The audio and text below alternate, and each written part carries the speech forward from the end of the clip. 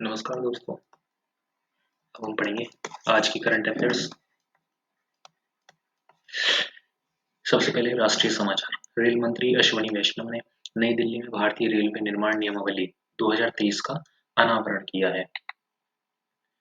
ये है हमारे रेल मंत्री अश्विनी वैष्णव ने आज नई दिल्ली में भारतीय रेलवे निर्माण नियमावली 2023 का अनावरण किया है। श्री वैष्णव ने कहा कि निर्माण नियमावली भूमि अधिग्रहण, वन मंजूरी, पुल डिजाइन, अनुबंध प्रबंधन, सुरंगों और अंडर ब्रिज के निर्माण सहित कई गतिविधियों में मदद करेगा। उन्होंने कहा कि यह दुनिया के सबसे तेजी से बढ़ते रेल नेटवर्क को हासिल करने में भी मदद करेगा। श्री वैष्णव ने कहा कि यह नियमावली निर्माण परियोजनाओं को तेज गति से निष्पादित करने के लिए महत्वपूर्ण है। प्रधानमंत्री नरेंद्र मोदी ने गांधीनगर में वाइब्रेंट गुजरात वैश्विक ट्रेड शो का शुभारंभ किया है। प्रधानमंत्री नरेंद्र मोदी ने आज गांधीनगर में मोजाम्बिक के राष्ट्रपति फिलिप न्यूसी, पूर्वी तिमोर के राष्ट्रपति जोस रामोस होर्ता, मुख्यमंत्री भूपेंद्र पटेल की उपस्थिति में वाइब्रेंट गुजरात वैश्विक ट्रेड शो का शुभारंभ किया। श्री मोदी कल गांधीनगर के महात्मा मंदिर, ये जो हलंत है ये आधायत है, मतलब ये है महात्मा, ऐसे है जहाँ पर भी हलंत है इसका मतलब ये आधा तय है। जैसे यहाँ पर मुख्यमंत्री है, ये आधा है, ये डंडा नहीं है। मंदिर में वाइब्रेंट गुजरात वैश्विक शिखर सम्मेलन का उद्घाटन करेंगे। 2 लाख वर्ग मीटर क्षेत्र में फैला वाइब्रेंट वैश्विक गुजरात ट्रेड शो भारत का अब तक का सबसे बड़ा वैश्विक ट्रेड शो होगा। 5 दिन के सम्मेलन में कुल 100 देश अतिथि देश, 33 देश भागीदार के रूप में शामिल हो रहे हैं। ऑस्ट्रेलिया, दक्षिण कोरिया, सिंगापुर, संयुक्त अरब अमीरात, ब्रिटेन, जर्मनी, नॉर्वे सहित 20 देशों के 1000 से अधिक अनुसंधान क्षेत्र के प्रतिनिधि इसमें शामिल होंगे। ठीक है। इस बार सम्मेलन का आयोजन 13 हॉल में होगा। सभी हॉल मेक इन गुजरात और आत्मनिर्भर भारत सहित विभिन्न विषयों को समर्पित होंगे। इसमें करीब 450 MSME इकाइयां भी शामिल होंगी। ट्रेड शो में इलेक्ट्रॉनिक वाहन, हरित हाइड्रोजन, नवीकरणीय ऊर्जा, साइबर सुरक्षा जैसे उभरते उद्योगों सहित विभिन्न क्षेत्रों में अत्याधुनिक उत्पाद और सेवाएं प्रस्तुत की जाएंगी। उस्ताद राशिद खान का कोलकाता के एक निजी अस्पताल में निधन हो गया है। हिंदुस्तानी शास्त्रीय संगीत उस्ताद और शास्त्रीय गायक पद्म भूषण उस्ताद राशिद खान का आज कोलकाता के एक निजी अस्पताल में निधन हो गया। 55 वर्षीय राशिद खान प्रोस्टेट कैंसर से पीड़ित थे और पिछले साल नवंबर में अस्पताल में भर्ती थे। पश्चिम बंगाल की मुख्यमंत्री ममता बनर्जी और विपक्ष के नेता शुभेंदु अधिकारी ने उनके असामयिक निधन पर दुख व्यक्त किया है। उत्तर भारतीय हलंत है, इसका मतलब है ये उत्तर है। इसमें ये टाइपिंग में गलती हो जाती है। भारत में अगले 24 घंटे के दौरान कड़ाके की ठंड जारी रहने का अनुमान है। ये किसने कहा है? मौसम विज्ञान विभाग ने।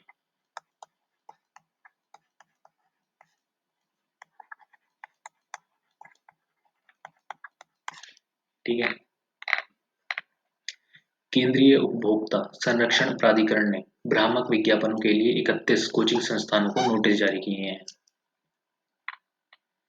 केंद्रीय उपभोक्ता संरक्षण प्राधिकरण CCPA ने भ्रामक विज्ञापन के लिए 31 कोचिंग संस्थानों को नोटिस जारी किया है।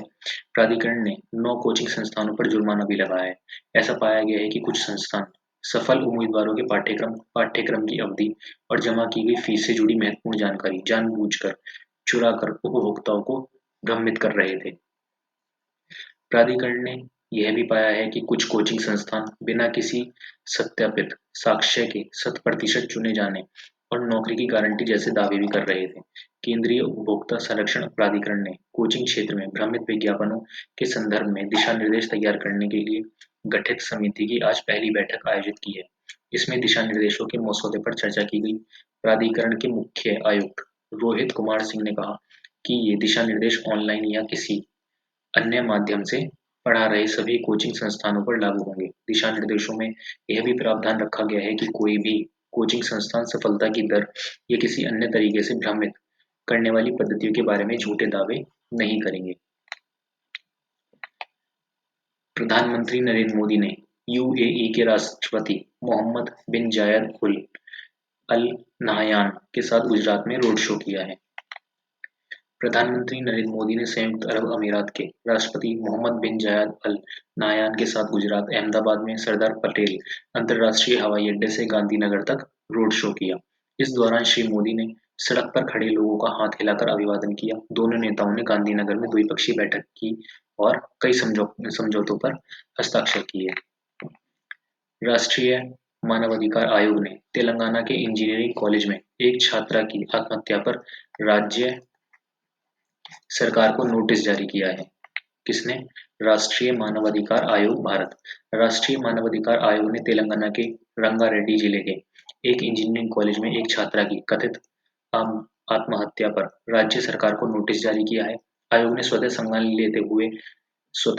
संज्ञान लेते हुए राज्य के मुख्य सचिव और पुलिस महानिदेशक को नोटिस भेजा और 4 सप्ताह के भीतर विस्तृत रिपोर्ट मांगी है। रिपोर्ट में पुलिस जांच और कॉलेज प्रशासन द्वारा की गई पूछताछ के नतीजे के साथ-साथ घटना के लिए जिम्मेदार पाए गए व्यक्तियों के खिलाफ की गई कार्यवाही भी शामिल होनी चाहिए।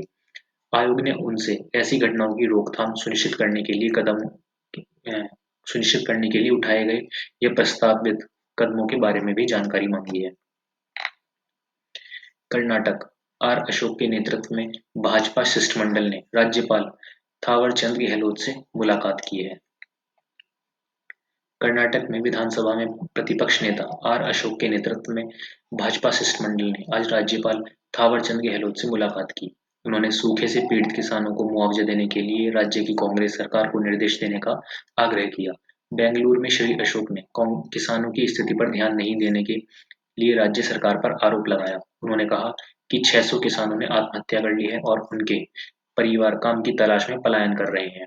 उन्होंने कहा कि सूखे के 5 महीने बाद भी राज्य सरकार में से किसी ने भी किसानों को मुआवजा देने के बारे में नहीं सोचा है। श्री अशोक ने कहा कि किसानों को 2000 रुपए देने के मुख्यमंत्री के वायदे को 2 महीने बाद भी पूरा नहीं किया गया है। शिष्टमंडल में राज्य के पूर्व मुख्यमंत्री बसवराज बोमई भी शामिल थे। बसवराज बोमई भी शामिल थे। उन्होंने क्या कहा है? उन्होंने कहा है कि उनके कार्यकाल में राज्य सरकार ने केंद्र सरकार से राहत मिलने की प्रतीक्षा किए बिना किसानों को मुआवजा दे दिया था। उन्होंने मौजूदा राज्य सरकार से सूखे से पीड़ित किसानों के लिए तुरंत 100 करोड़ रुपए जारी करने की मांग की है। जम्मू कश्मीर की पैरा तीरंदाज शीतल देवी को अर्जुन पुरस्कार से सम्मानित किया गया है। पैरा तीरंदाज शीतल देवी को अर्जुन पुरस्कार से सम्मानित किया गया है। और कहाँ की है ये? जम्मू कश्मीर की। राष्ट्रपति द्रौपदी मुर्मू ने आज नई दिल्ली में राष्ट्रपति भवन में देश के सर्वश्रेष्ठ खिलाड़ियों को राष्ट्रपति खेल पुरस्कार प्रदान किए। जम्मू कश्मीर की पैरा तीरंदाज शीतल देवी को अर्जुन पुरस्कार से सम्मानित किया गया। शीतल देवी एशियाई पैरा खेलों में 2 स्वर्ण पदक जीतने वाली भारत की पहली पैरा तीरंदाज बनी है। फोकोमीलिया से पीड़ित बिना भुजाओं के यह उपलब्धि हासिल करने वाली वे पहली अंतर्राष्ट्रीय तीरंदाज भी हैं। उन्होंने 2024 पेरिस पैरा ओलंपिक खेलों में भी स्थान पक्का कर लिया है। शीतल देवी जम्मू डिवीजन के किश्तवाड़ जिले के सुदूरवर्ती गांव लोहीधार की रहने वाली हैं।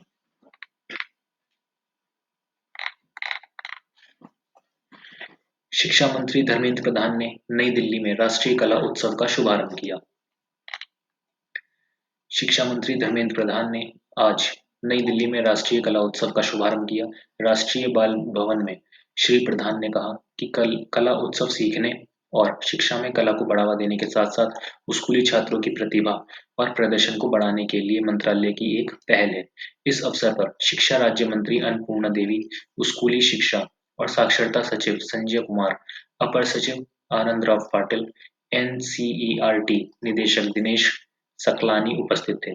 3 दिन के कला उत्सव में शास्त्रीय और पारंपरिक लोक गायन संगीत, वाद्य संगीत, शास्त्रीय और लोक नृत्य, दृश्य कला, स्वदेशी खिलौने, खेल और अभिनय सहित 10 कला रूपों में प्रदर्शन होंगे। 36 राज्यों और केंद्र शासित प्रदेशों के लगभग 700 छात्र इन सभी शैलियों में अपनी कला का प्रदर्शन करेंगे। राष्ट्रपति द्रौपदी मुर्मू ने आज राष्ट्रपति भवन में राष्ट्रीय खेल और साहसिक पुरस्कार 2023 किए प्रदान। राष्ट्रपति द्रौपदी मुर्मू ने आज राष्ट्रपति भवन में एक कार्यक्रम में राष्ट्रीय खेल और साहसिक पुरस्कार 2023 प्रदान किए हैं। आज मतलब 9 तारीख को। क्रिकेट खिलाड़ी मोहम्मद शमी, शतरंज खिलाड़ी आर वैशाली, तीरंदाज ओजस प्रवीण देवताले और अदिति गोपीचंद्र स्वामी, गोल्फर दीक्षा डागर, कबड्डी खिलाड़ी पवन कुमार और रितु नेगी उन खिलाड़ियों में शामिल हैं जिन्हें अर्जुन पुरस्कार प्रदान किया गया है। इनके अलावा हॉकी खिलाड़ी कृष्ण बहादुर पाठक और पी सुशीला चानू, खो-खो खिलाड़ी नसरीन, लॉन बॉल्स खिलाड़ी पिंकी, निशानेबाज ऐश्वर्या प्रताप सिंह और ऐशा सिंह, स्क्वैश खिलाड़ी हरिंदर पाल सिंह संधू, टेबल टेनिस खिलाड़ी अहिका मुखर्जी, पहलवान सुनील कुमार, अंतिम वुशु खिलाड़ी एन रोशिबीना देवी, दृष्टिहीन क्रिकेटर इल्लुरी क्या है ये ऐसे लिखा जाएगा इल्लुरी अजय कुमार रेड्डी, पैरा तीरंदाज शीतल देवी, पैरा कैनोइंग खिलाड़ी प्राची यादव को भी अर्जुन पुरस्कार दिए गए हैं। कुश्ती के प्रशिक्षक ललित कुमार, शतरंज के प्रशिक्षक R B Ramesh, para athletics प्रशिक्षक महावीर प्रसाद सैनी, हॉकी के प्रशिक्षक शिवेंद्र सिंह, अन्य प्रशिक्षकों को द्रोणाचार्य पुरस्कार प्रदान किए गए।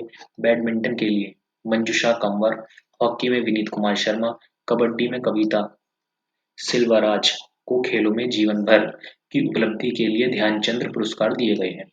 समारोह में बेंगलुरु के जैन सम विश्वविद्यालय और ओडिशा खनन निगम लिमिटेड को राष्ट्रीय खेल प्रोत्साहन पुरस्कार दिए गए हैं। इस अवसर पर साहसिक पुरस्कार 2023 भी प्रदान किए गए। खेल मंत्री अनुराग सिंह ठाकुर और अन्य गणमान्य व्यक्ति पुरस्कार समारोह में उपस्थित थे।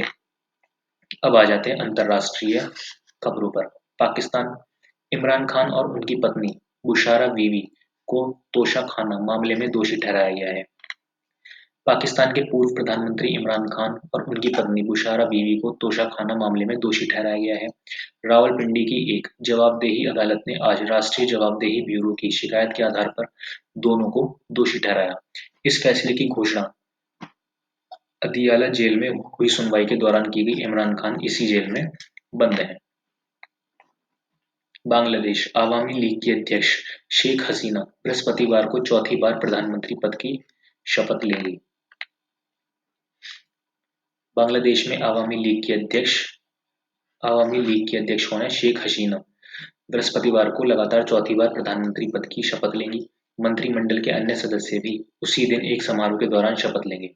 राष्ट्रपति मोहम्मद शहाबुद्दीन प्रधानमंत्री और मंत्रिमंडल सहयोगियों को शपथ दिलाएंगे। 12वीं संसद के निर्वाचित सदस्यों का शपथ ग्रहण समारोह बुधवार को होगा।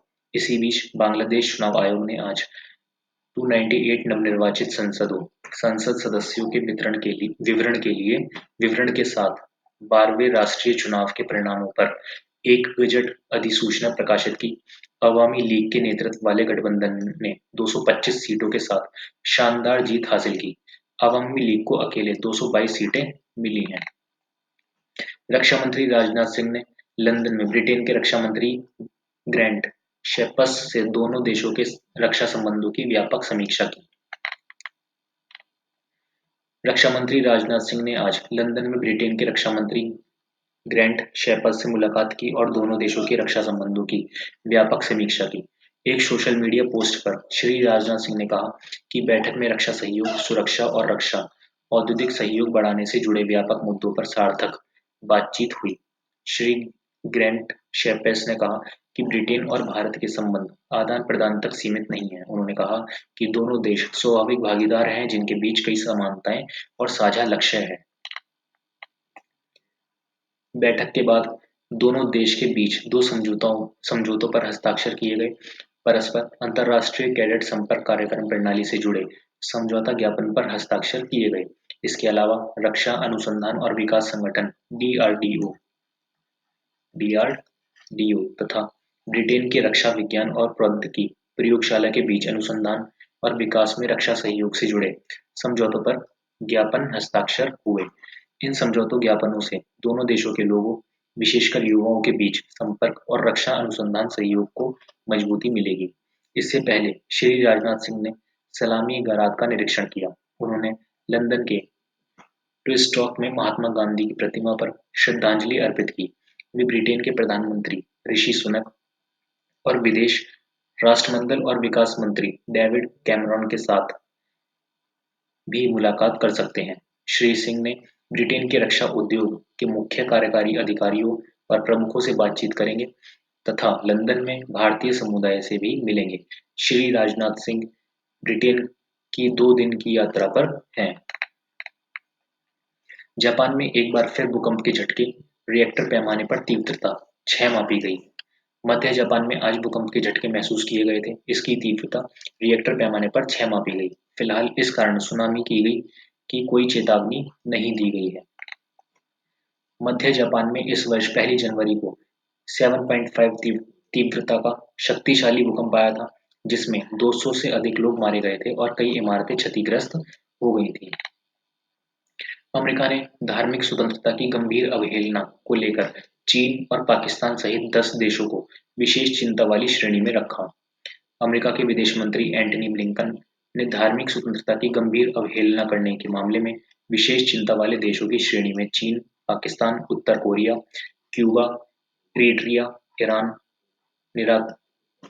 निकारागुआ, रूस, Saudi Arab, Tajikistan, Turkmenistan, Myanmar को रखा है। श्री ब्लिंकन ने अल-शबाब, बोको हराम, हरात तहरीर अल-शाम, हूती, आईएसआईएस साहेल, आईएसआईएस पश्चिम अफ्रीका, अल-कायदा के सहयोगी जमात नस्र अल-इस्लाम वल मुस्लिमीन तालिबान को विशेष चिंता वाले गुट के रूप में चिन्हित किया है।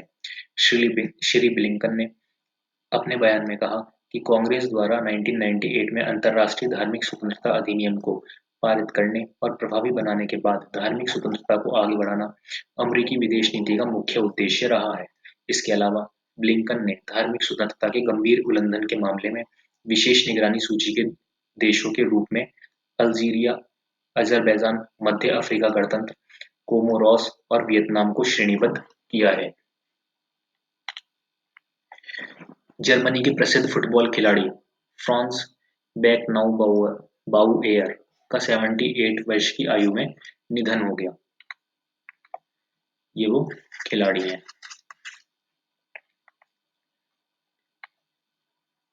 प्रसिद्ध फुटबॉल खिलाड़ी फ्रांज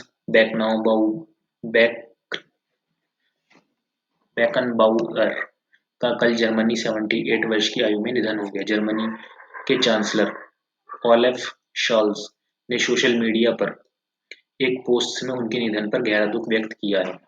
ठीक है, इनको क्या क्या उपलब्धि प्राप्त थी? उन्होंने पश्चिम जर्मनी के लिए 1972 में यूरोपीय चैंपियनशिप और अपने घरेलू मैदान पर विश्व कप जीतकर 103 सम्मान हासिल किए हैं। उनकी बायर्न म्यूनिख टीम 1970 के मध्य में विश्व के प्रमुख क्लब के रूप में जानी जाती थी। उसने लगातार 3 यूरोपीय कप और जर्मन ट्रॉफियां जीत ली। बेकनबाउएर को 2 बार European footballer of the year घोषित किया गया था। गाजा में इजरायली सैनिकों ने हमास के बुरैज बटालियन मुख्यालय पर किया कब्जा। गाजा में इजरायली सैनिकों ने कल हमास के बुरैज बटालियन मुख्यालय पर कब्जा कर लिया है। Israel defence forces IDF Israeli defence forces ने कहा कि मुख्यालयों में एक विशाल भूमिगत हथियार निर्माण सुविधा उपलब्ध है। इस प्रकार के बड़े ठिकाने का पता युद्ध शुरू होने के बाद चला है। सैनिकों ने अन्य बहुत सी भूमिगत उत्पादन सुविधाओं का भी पता लगाया। इन सुविधाओं का इस्तेमाल लंबी दूरी के रॉकेट, विस्फोटक, हमास के मोर्टार, गोले, हल्के हथियार और यूएवी के लिए सटीकता बढ़ाने वाले उपकरणों के निर्माण में किए जा रहे थे। अब आ जाते हैं राज्य समाचार पर। केंद्र सरकार की योजनाएं समाज के सभी वर्गों तक पहुंचे, इसी उद्देश्य से विकसित भारत संकल्प यात्रा शुरू की गई है। विकसित भारत संकल्प यात्रा किस लिए शुरू की गई है? केंद्र सरकार की जो योजनाएं हैं वो समाज के सभी वर्गों तक पहुंचे। ये किसने कहा है? अनुराग ठाकुर ने।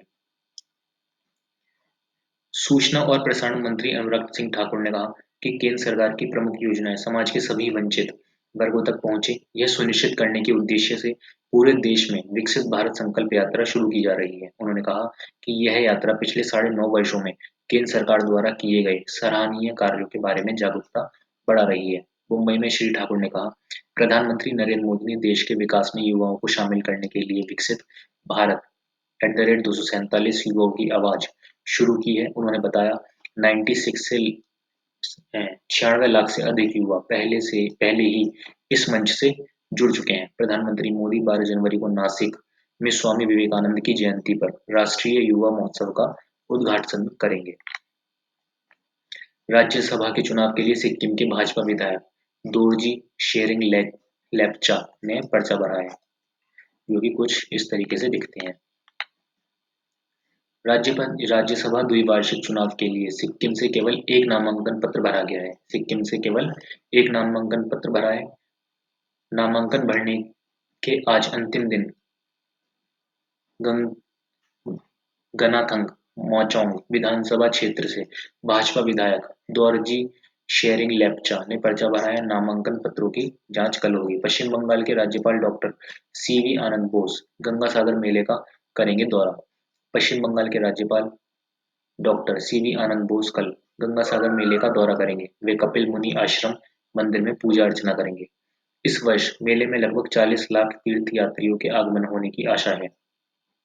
मुख्यमंत्री ममता बनर्जी आज कोलकाता के आउटरम घाट पर गंगा सागर मेले के तीर्थयात्रियों के साथ बातचीत करेंगी और दोपहर बाद एक ट्रांजिट स्थल का उद्घाटन करेंगी। उन्होंने कल रात मेला परिसर में बिताई। वे आज दक्षिण 24 परगना जिले के जयनगर में एक राजनीतिक बैठक में शामिल होंगी। मध्य प्रदेश की 16वीं विधानसभा सदस्यों के लिए 2 दिवसीय प्रबोधन कार्यक्रम का होगा आयोजन। मध्य प्रदेश की 16वीं विधानसभा के सदस्यों के लिए 2 दिवसीय प्रबोधन कार्यक्रम आज से आयोजित किया जाएगा। प्रबोधन कार्यक्रम में विधानसभा के पहली बार निर्वाचित एवं अनुभवी सदस्यों को लोकसभा अध्यक्ष ओम बिरला संबोधित करेंगे। मध्य प्रदेश विधानसभा अध्यक्ष नरेंद्र सिंह तोमर और उत्तर प्रदेश विधानसभा अध्यक्ष सतीश महाना सहित विभिन्न वक्ता लाभ के पद सहित विभिन्न संसदीय प्रक्रियाओं की जानकारी देंगे। समापन सत्र में विधानसभा अध्यक्ष नरेंद्र सिंह तोमर, मुख्यमंत्री डॉक्टर मोहन यादव, संसदीय कार्य मंत्री एवं नेता प्रतिपक्ष उमंग सिंगार अपने विचार रखेंगे। अब आ जाते हैं खेल समाचार पर। किदाम्बी श्रीकांत ने Malaysia open super 100 badminton tournament के दूसरे दौर में जगह बना ली है। भारत के किदाम्बी श्रीकांत ने Malaysia open super 1000 badminton tournament के दूसरे दौर में जगह बना ली है। अश्विनी पोनप्पा और तनिषा क्रास्टो की जोड़ी ने भी अमेरिकी जोड़ी एलिसन ली और फ्रांसिस्को काबर्ट पर जीत दर्ज की है। एच.एस. प्रणॉय, लक्ष्य सेन, चिराग शेट्टी, सात्विक साईराज, रिंकी रेड्डी कल अपने-अपने मुकाबले खेलेंगे। मलेशिया ओपन के नतीजे पेरिस 2024 ओलंपिक के लिए खिलाड़ियों की क्वालिफाइंग रैंकिंग में गिने जाएंगे। और इसी के साथ आज के समाचार समाप्त। धन्यवाद। चैनल को सब्सक्राइब करें और शेयर करें।